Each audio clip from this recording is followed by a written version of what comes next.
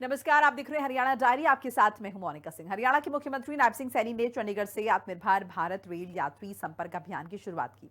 उन्होंने कहा कि प्रधानमंत्री नरेंद्र मोदी के विकसित भारत 2047 के संकल्प को पूरा करने का रास्ता वोकल फॉर लोकल से होकर ही गुजरेगा।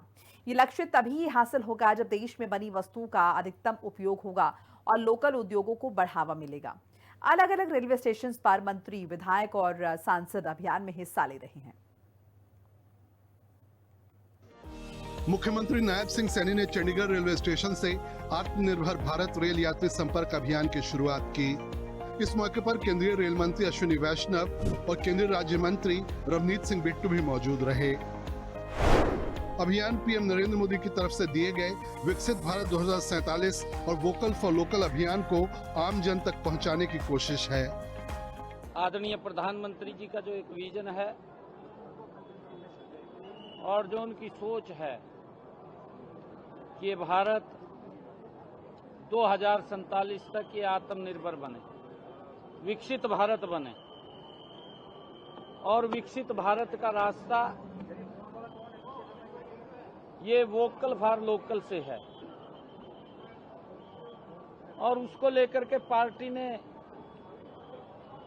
ये पूरा अभियान चलाया है।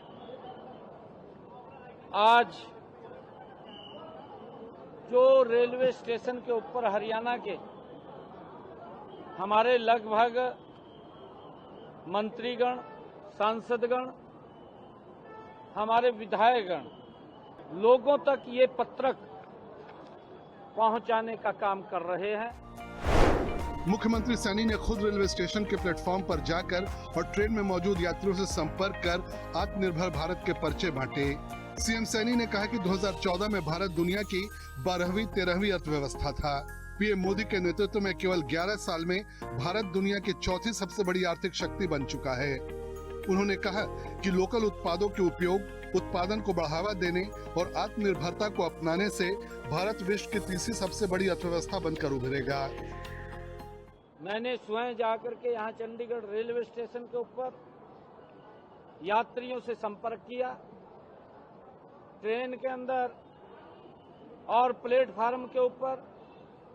आज हमने ये आत्मनिर्भर भारत का पत्रक उनको दिया कि उनके 11 साल के छोटे से कार्यकाल में आजादी के बाद भारत ये 12वीं 13वीं अर्थव्यवस्था थे, ये दुनिया की चौथी मजबूत आर्थिक शक्ति के रूप में आकर के खड़ा हो गया है।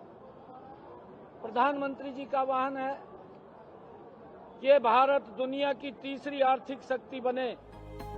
उन्होंने रेलवे के विकास का जिक्र किया और कहा कि पीएम मोदी के नेतृत्व में देश भर में रेल और सड़क इंफ्रास्ट्रक्चर को मजबूत किया गया है।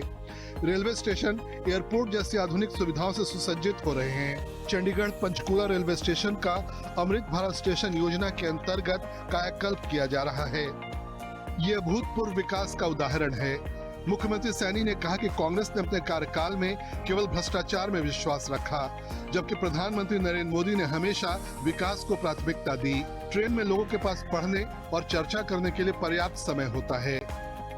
और इसमें कुछ बातें वो लिखी गई हैं ताकि यात्री ट्रेन में सफर के दौरान उनको ध्यान पूर्वक पढ़े, उनको ऊपर मंथन करे और फिर अपने जीवन में उतारे। क्योंकि आजकल भाग दौड़ की जिंदगी में व्यक्ति पूरी तरह से नहीं देख पाता, समय का अभाव है।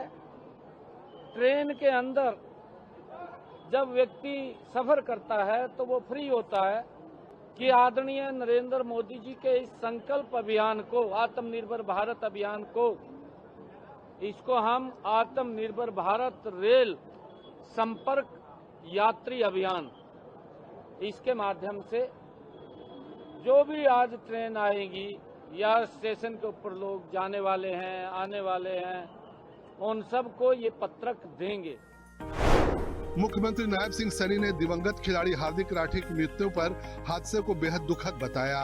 खेल विभाग और प्रशासन की तरफ से लापरवाही बरतने वाले अधिकारियों के खिलाफ सख्त कार्रवाई के निर्देश दिए गए हैं। उन्होंने कहा कि हरियाणा के खिलाड़ी प्रदेश का गौरव हैं और सरकार उनके साथ है।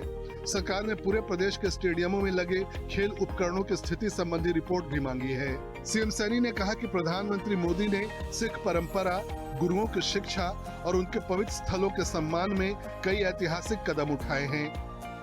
अफगानिस्तान से श्री गुरु ग्रंथ साहिब के 3 पवित्र स्वरूपों को सुरक्षित लाने और करतारपुर कॉरिडोर निर्माण जैसे महत्वपूर्ण काम उनके प्रयासों से संभव हो सके हैं। विपक्ष केवल भ्रामक प्रचार कर समाज में विभाजन पैदा करने में लगा है, जो दुर्भाग्यपूर्ण है। इस मौके पर विधानसभा अध्यक्ष ज्ञानचंद गुप्ता, मुख्यमंत्री के मीडिया सचिव प्रवीण आत्रेय सहित अभियान से जुड़े पदाधिकारी मौजूद रहे। ब्यूरो रिपोर्ट, हिंदी खबर। यह वक्त हो चला एक छोटे से ब्रेक का, फौरन हाजिर हो रहे हैं, आप कहीं मत जाइएगा।